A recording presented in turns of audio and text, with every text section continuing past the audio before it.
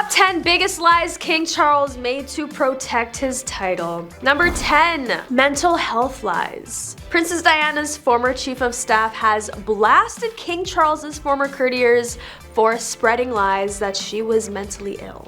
Patrick Jepson, who worked closely alongside Diana for 8 years, alleges that Charles's staff smeared his first wife in a systematic campaign while it was an open secret within the establishment that he was having an affair with longtime mistress Camilla. Jepson said this is not just some casual gossip, it was a systematic campaign. Okay, it was a long time ago, but the man they were supporting is now our king, and these things should not be buried. They should not be conveniently pushed to one side. As if the royal family didn't have enough drama already, it seems like they can't escape the ongoing feud between the late Princess Diana and now King Charles. According to Jepson, it wasn't just a one-sided affair, but rather a coordinated effort by Charles's team to discredit Diana and her mental well-being.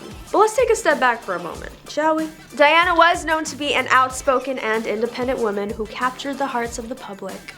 She wasn't afraid to speak her mind and stand up for what she believed in, even if it went against royal tradition. So why would anyone paint her as mentally unstable? Could it be that the monarchy couldn't handle a strong-willed princess who refused to conform to their expectations?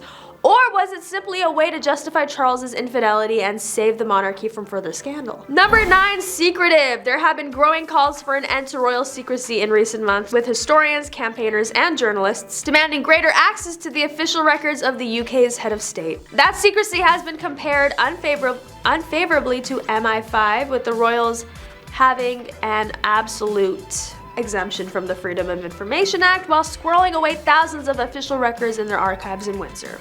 There is a reason why the monarchy is more secretive than our secret services. It has plenty to hide. It's not unreasonable to conclude that the institution is corrupt if corruption is the abuse of public office for personal gain. Whether it's using tens of millions of pounds each year to cover costs such as travel or palatial homes, or lobbying the government in pursuit of their private interests or political agendas, the royals exploit their status and position week in, week out. But let's be real. Who wouldn't want to live in a palace and have all their expenses covered by the taxpayers? We can only imagine the expense reports for King Charles's designer suits or late Queen Elizabeth's extensive hat collection. It's like living in one giant shopping spree that never ends. And don't even get us started on the lobbying. We thought it was bad when corporations were trying to influence government decisions, but now we have a whole family doing it. Maybe the royal motto should be changed to noblesse oblige, to lobby for personal gain. But in all seriousness, the lack of transparency and accountability in the British monarchy is concerning. It's time for the royals to come clean and open up their records to public scrutiny. After all, it's the taxpayers who foot the bill for their luxurious lifestyle. Number 8, Crown Estate. To the list of charges, we can also add breathtaking dishonesty. In collusion with the palace, the government announced that there would be a change in the calculation for determining the size of the sovereign grant, the official funding for the royal household. In a bit of spin that would put Malcolm Tucker to shame, it issued a statement that gave the very strong impression that the grant itself would be cut, while the truth is that it'll probably go up by 45%, or nearly £40 million in 2025.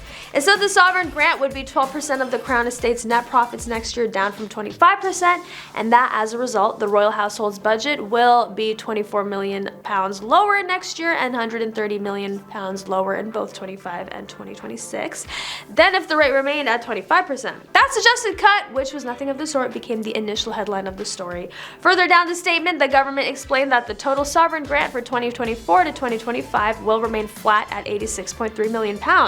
So no cut at all. Nowhere in the government statement did it explain that, in fact, set at the equivalent 12% of Crown Estate profits, the grant would jump from £86 million next year to £126 million in 2026. But hey, who needs transparency and honesty when you have a monarchy to uphold? It's not like the taxpayers deserve to know where their hard-earned money is going.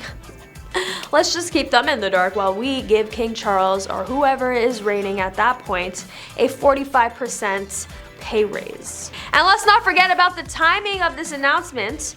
Just a day after the government announced pay freezes for public sector workers due to budget constraints. How convenient that they have enough money to give the monarchy a hefty raise, but not enough for those who work hard to keep our country running. Number 7, public reaction. King Charles' second wife, Camilla, is unlikely to be forgiven for her role in the breakdown of the Wales marriage because of Diana's legacy, which has won her a new generation of admirers. In the early 1990s, when Charles appeared to confirm he had been having an affair during an interview, Camilla became a person of interest to the British press. She was dubbed the other woman and received widespread condemnation for her role in the dissolution of Charles and Diana's marriage. However, as time passed, public opinion shifted.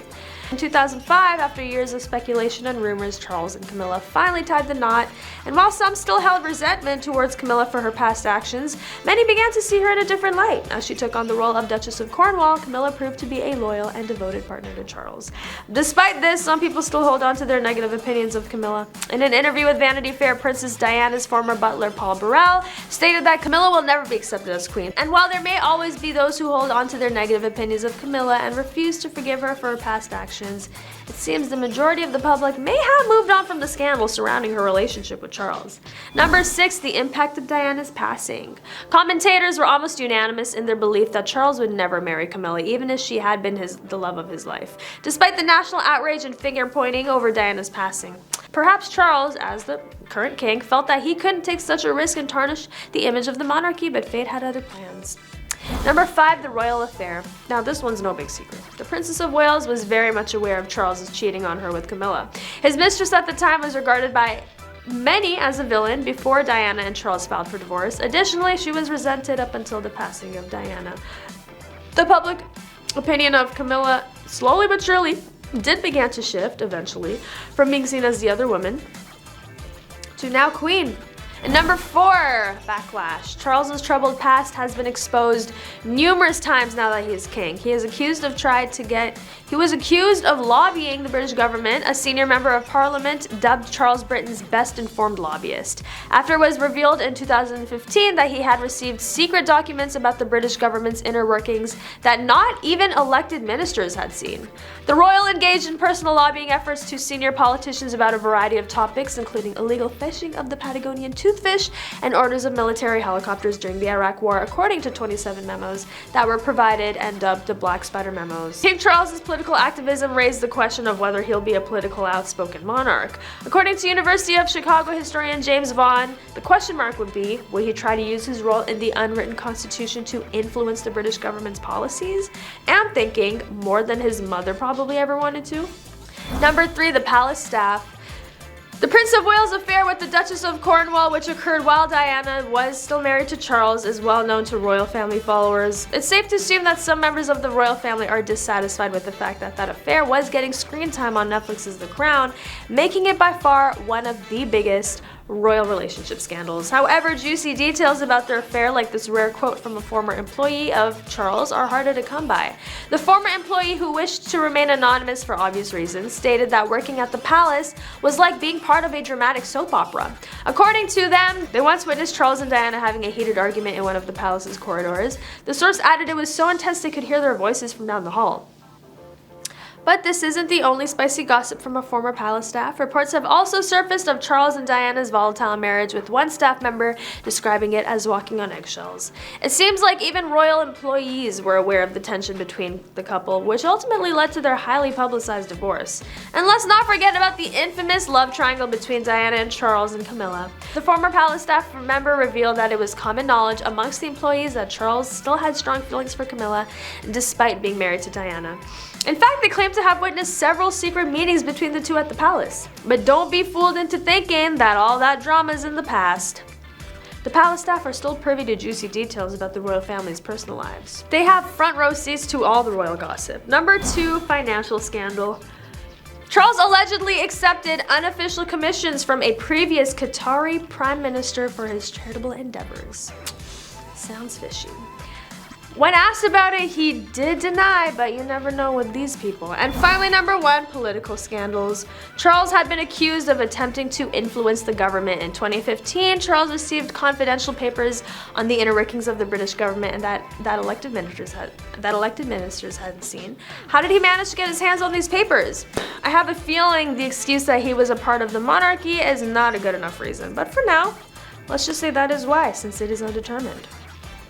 The royal prince was somehow engaged in efforts about a range of issues.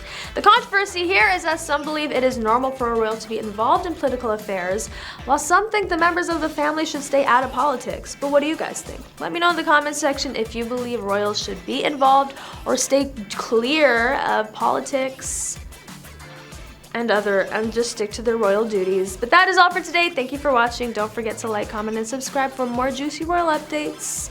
And I'll catch you next time on The Rich Life.